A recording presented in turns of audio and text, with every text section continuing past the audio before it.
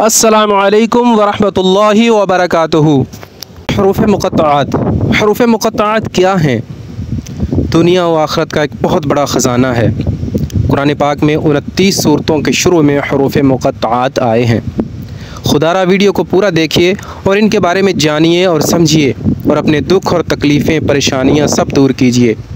प्यारे बहनों और भाइयों, कुरान पाक इसलिए नाज़िल हुआ कि हम इसको समझें और इस पर अमल करें, लेकिन हरूफ मुक़त्तआत का कोई मानी नहीं बताया गया।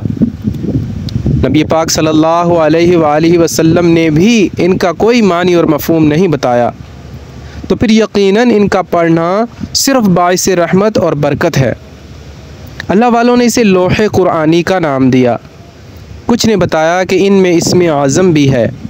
तो प्यारे भाई और बहनों, इनको याद कर लें या कम से कम इसे फ्रेम करवा के अपने घर में लगा लें और इन्हें देखते और पढ़ते रहें। आपके घर की तमाम परेशानियां, मुसीबतें दूर हो जाएंगी। तमाम बहनों और भाइयों से गुजारिश है कि मेरे चैनल को सब्सक्राइब कर लें ताकि हर आने वाली नई वीडियो आप तक पहुंचती रहे।